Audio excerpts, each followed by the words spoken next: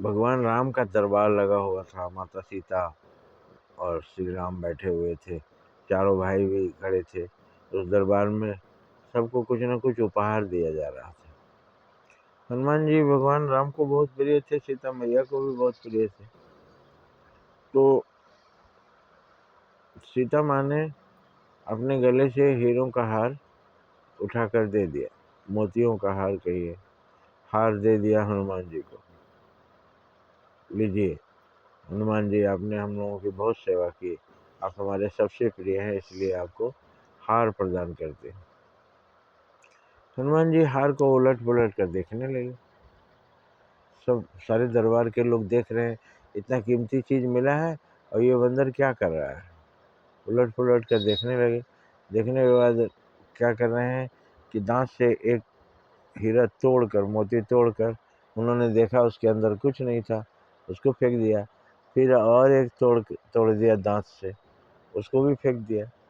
तो इस तरह से 2-4 दाने उन्होंने तोड़ के फेंके और उसके बाद पूरा हार ही उठा के फेंक दिया। लोग आश्चर्य में पड़ गए, दरबार में लोग, कि ये बंदर जो है इतना कीमती हार का दाम नहीं समझ रहा।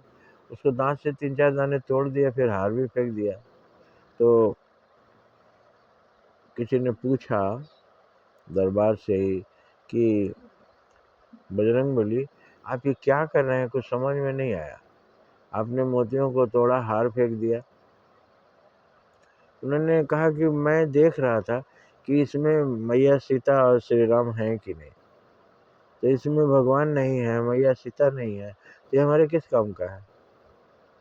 उठा के फेंक दिया। सब हंसने लगे कि बंदर क्या जाने मोती में ही भगवान कहाँ से आएंगे।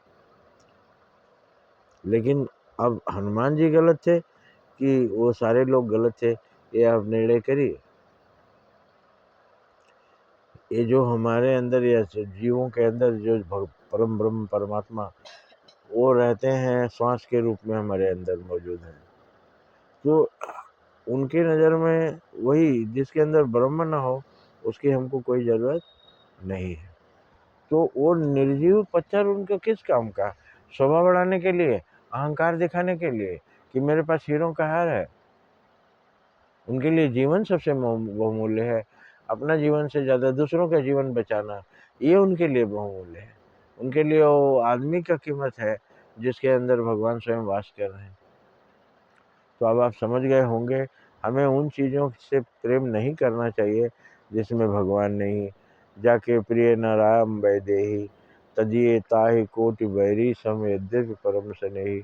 जिसको राम और सीता से प्यार नहीं है, उस आदमी को उस चीज़ को त्याग देना चाहिए, चाहे वो हमारा कितना भी अपना स्नेही क्यों ना हो, क्यों अपना बहुत ही प्रेमी क्यों ना हो, क्योंकि हमको भगवान से ही नाता है, उसी से जुड़ना है।